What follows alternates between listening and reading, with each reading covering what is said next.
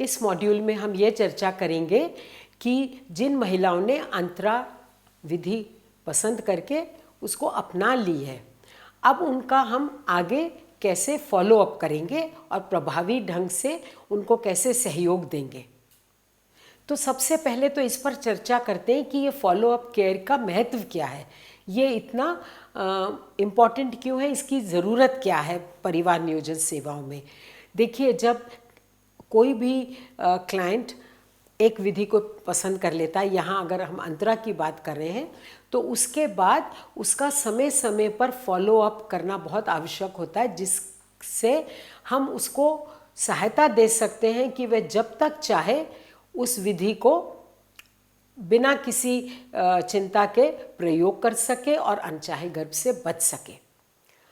इस follow up care से continuation of the method हो सकता है, संभव होता है, वरना ये देखने में आया है कि बहुत सी अंतरा क्लाइंट्स इसलिए डिसकंटिन्यू कर देती हैं इस तरीके को, यानी बड़े खुशी खुशी अपनाती तो हैं और फिर मायूस होकर इसका प्रयोग बंद कर देती हैं, क्योंकि जब उनको मेंस्ट्रुअल चेंजेस होते हैं और कोई सहायता देने वाला उस समय नहीं होता, तो वो फिर उसी चक्र में पड़ जाती हैं कि कुछ शंकाएं होने लगती हैं, कुछ घबराहट होने लगती है और वो उसको बंद कर देती हैं, अगला इंजेक्शन नहीं लगवाती।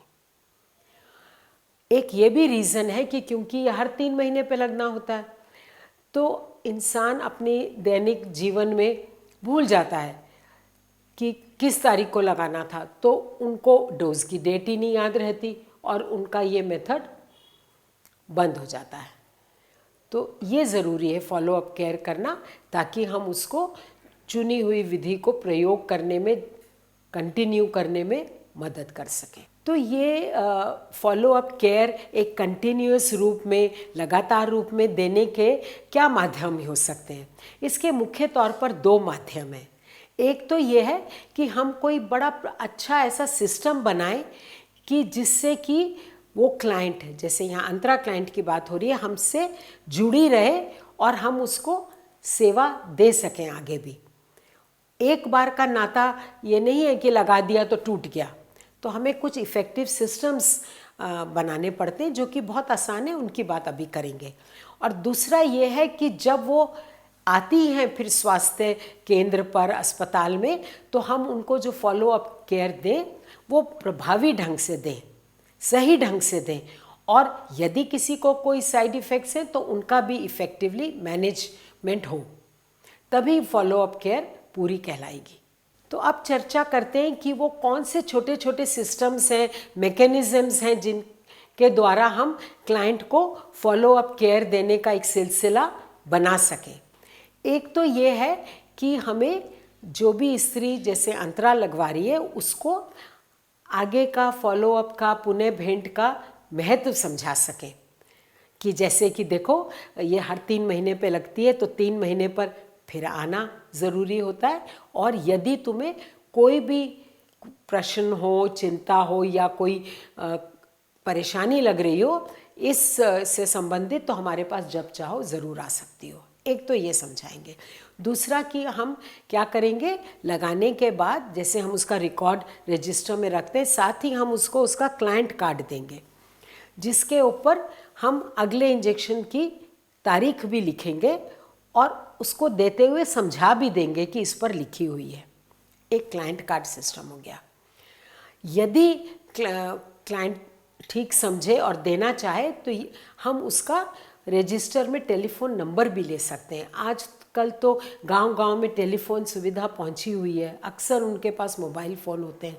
अगर हम उनका नंबर ले लें तो फिर हम उनको कभी हाल पूछ सकते हैं फ़ोन करके उनका, और यदि उन्हें कोई साइड इफ़ेक्ट हो रहा हो तो उसके लिए उपयुक्त तसल्ली राय भी दे सकते हैं, और साथ ही साथ उनको अगले इंजेक्शन की वो डेट याद भी दिलवा सकते हैं।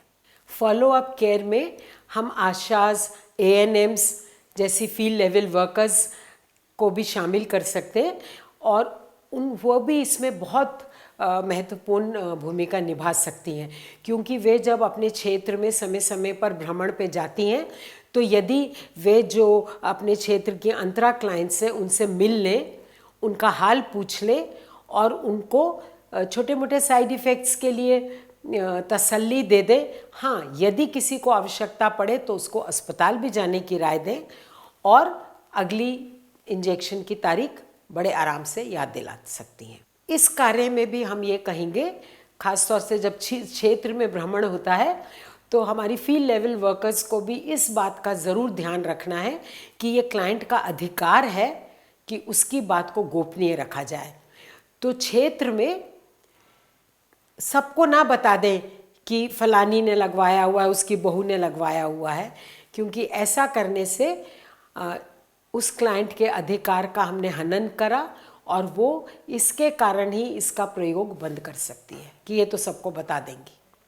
जब अंतरा क्लाइंट स्वास्थ्य केंद्र पर फॉलोअप के लिए आएगी तो हम उसको कैसे काउंसिल करेंगे? सबसे पहले तो इस बार भी हम उसको ग्रीट करेंगे और उससे पूछेंगे कि तुमको अंतरा विधि का प्रयोग कैसा लग रहा है, तुम कैसी हो, उसका हालचाल जानेंगे, उसकी फीलिंग्स जानना चाहेंगे कि वो उसके बारे में क्या महसूस कर रही है, उस विधि के बारे में। यह भी पूछेंगे कि क्या माहवारी में बदलाव आए, कैसे आए तो क्या आए, ये उनसे हम पूछेंगे। इसमें देखिए दो ही परिस्थितियाँ उभर कर आएंगी। एक तो वे क्लाइंट होंगी जो कहेंगी कि हम इस विधि से बिल्कुल संतुष्ट हैं, हमें ये बहुत अच्छी लग रही है, और वे तो फिर आई हैं अगला इंजेक्शन लगवाने, तो उनको अगला इंजेक्शन लगाया जाएगा। साथ ही उनको हमें इस मौके पर ज़रूर प्रोत्साहित करना चाहिए कि तुमने बहुत अच्छा करा कि तुम टाइम से दोबारा लगवाने आ गई हो, और ये जानकर खुशी हुई कि तुम इससे संतुष्ट हो। हाँ, फिर भी यदि कभी भी कोई बात हो, जैसे मैंने कहा आगे भी हो सकते हैं तुमको ये माहवारी में बदलाव, तो तुम चाहो तो आ सकती हो। और फॉलोअप के दौरान अंतरा क्लाइंट का हाल पूछने के बाद दूसरी परिस्थिति ये उत्पन्न हो सकती है कि वे ये बताए कि अरे दीदी हम तो बहुत परेशान हो गए, हमें तो अब मासिक धर्म में बहुत दिक्कत हो रही है, हमें ब्लीडिंग हो रही है, ऐसा वो बता सकती है। तो अब हमें क्या करना है? यह क्लाइंट चिंतित है क्योंकि उसको मासिक धर्म में बदलाव आने लगे हैं। हमने उसे ये बदलाव पहले बताए थे इनिशियल काउंसलिंग के समय, इंजेक्शन लगाने के समय, लेकिन देखिए ये मनुष्य की स्वभाव में है कि जब वो पड़ जाती है ना वो स्थिति अपने ऊपर, जब एक्चुअली वो आ जाती है तो इंसान घबरा सकता है। हमें ये समझने की ज़रूरत है। तो अब हम उसको क्या कहेंगे? घबराएं नहीं। अच्छा मुझे बताओ ब्लीडिंग के बारे में। तात्पर्य यह है कि हमें काउंसलिंग के दौरान इस समय सबसे पहले वो जो ब्लीडिंग की कंप्लेंट कर रही है कि ब्लीडिंग हो रही है, उसकी उचित हिस्ट्री लेना बहुत ज़रूरी है। और ये बहुत आसानी से किया जा सकता है कुछ सरल क्वेश्चंस पूछ के। तो हम उससे पूछेंगे, ठीक है मैं समझ रही हूँ तुम्हें ब्लीडिंग हो रही है, ज़रा ये मुझे बताओ कि ये कब से हो रही है। अब जब वो बताती है कि फ़लान दिन से हो रही है तो फिर ये पूछते हैं, अच्छा क्या वो लगातार हो रही है या बीच में रुक भी जाती है, फिर होती है, फिर रुक जाती है, फिर होती है। तो हम जानना ये चाह रहे हैं कि वे लगातार है या अनियमित है। तो लगातार किसको कहते हैं? यदि क्लाइंट कहे कि 8 दिन या उससे अधिक हो गए और वो एक भी दिन रुकी नहीं है, चाहे थोड़ी मात्रा में हो रही हो लेकिन रुकी नहीं है, तो उसको हम लगातार ब्लीडिंग यानी प्रोलॉन्ग ब्लीडिंग कहते हैं। ये क्लाइंट को नहीं हम बताएंगे, उसको तो बस पूछेंगे, क्या पूछेंगे? पहले पूछेंगे कब से हो रही है, और फिर पूछेंगे कि क्या वे लगातार हो रही है या बीच बीच में रुक जाती है फिर होती है, और अंदाज़ा लगा लेंगे कि ये अनियमित है या इसको 8 दिन से अधिक लगातार हो रही है। अब एक बात इम्पॉर्टेंट और भी पूछनी है ब्लीडिंग से रिलेटेड, वो ये है कि खून कितना जा रहा है, ब्लीडिंग की मात्रा। वो कैसे पूछेंगे? अच्छा बीबी ये बताओ कितना खून आ रहा है, मेरा मतलब जैसे तुम्हें पहले माहवारी में आता था वैसा ही या उससे अधिक। और अगर वो कहती है उससे अधिक तो थोड़ा और कुरेद के पूछेंगे कितना अधिक, कि जैसे लगभग दुगना, या खून के थक्के आ रहे हैं। क्यों? क्योंकि इन दो बातों से हमें पता चलता है कि अधिक रक्तस्राव तो नहीं हो रहा।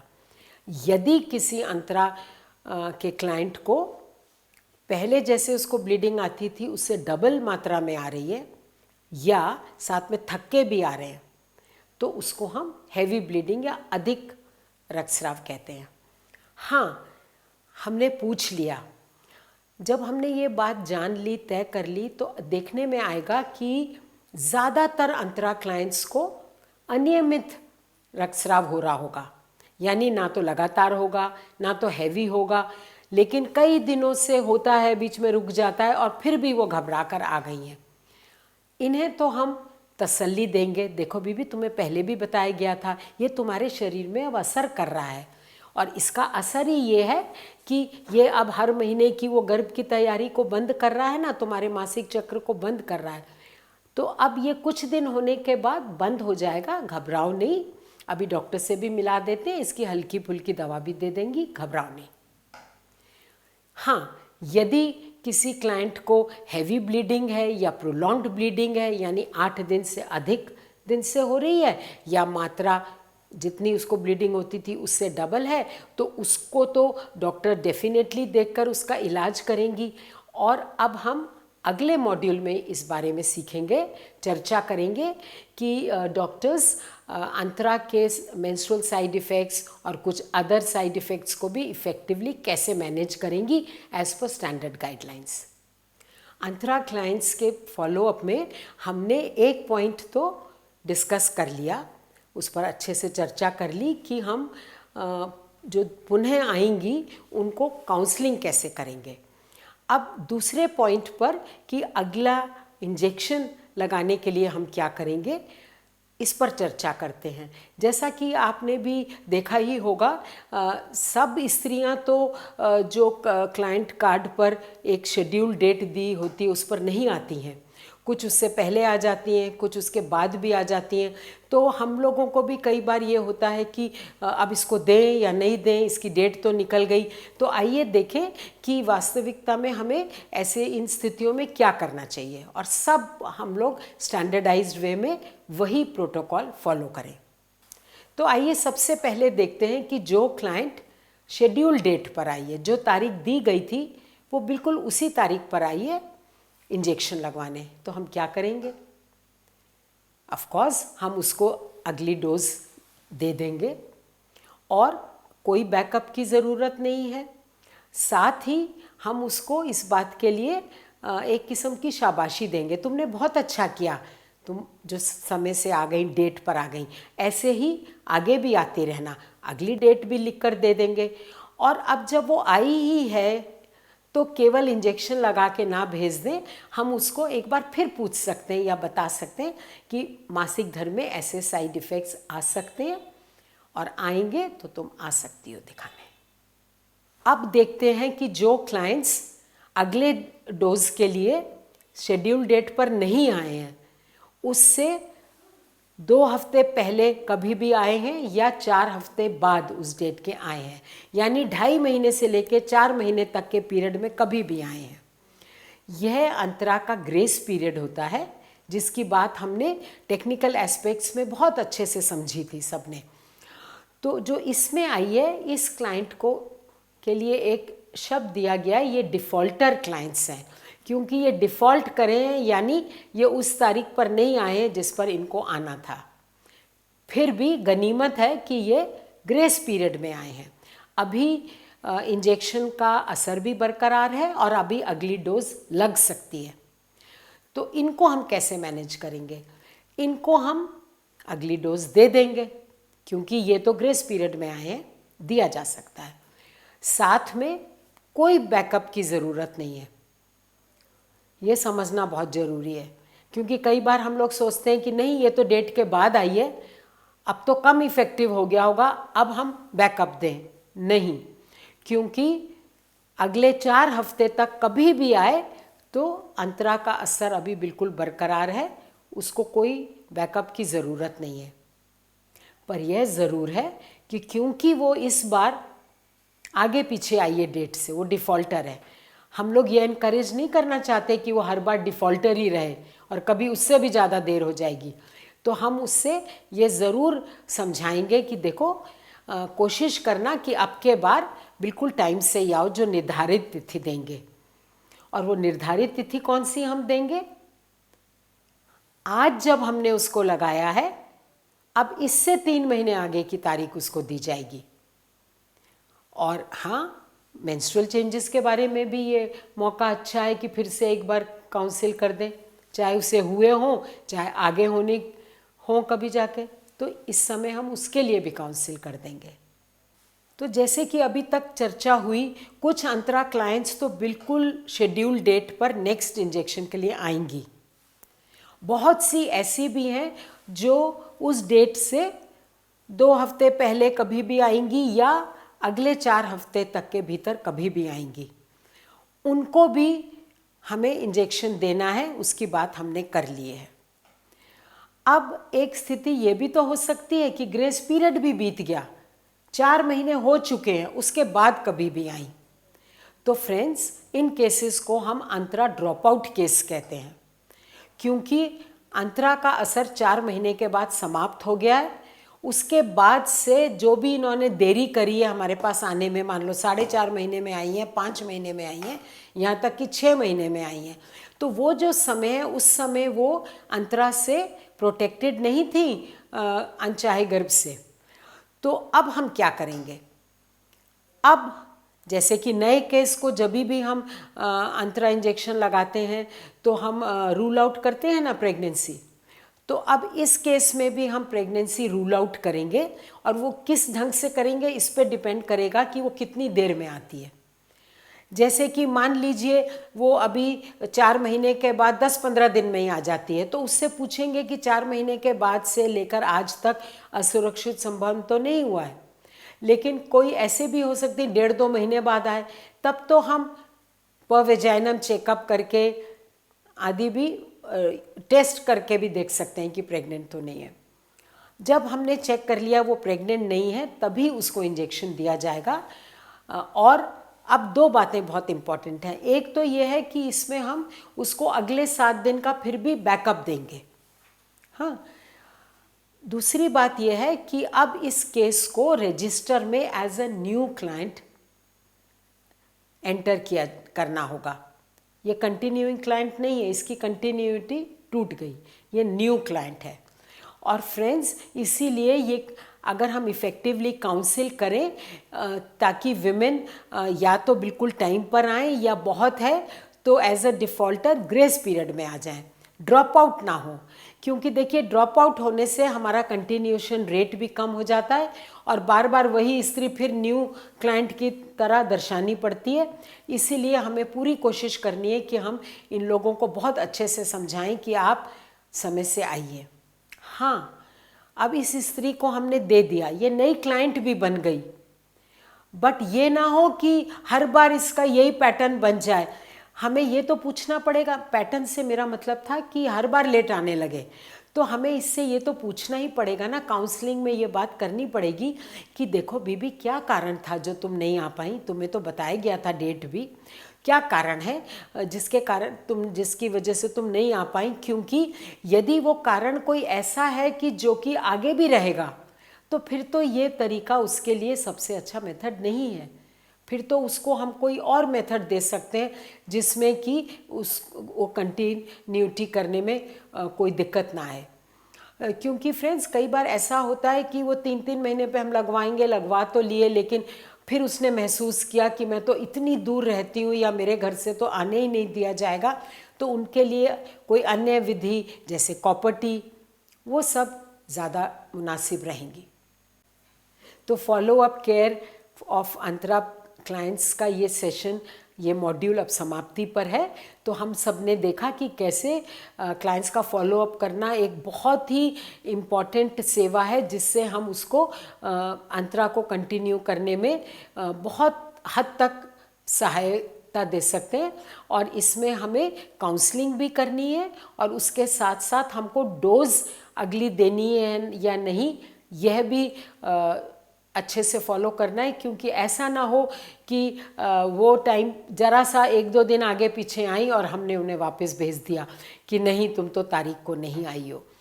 तो आशा करते हैं कि इससे आपको लाभ मिलेगा फॉलो अप केयर देने में। और अब अगले मॉड्यूल में हम डॉक्टर्स कैसे मैनेज करेंगी साइड इफ़ेक्ट्स ऑफ अंतरा, उस पर चर्चा करेंगे।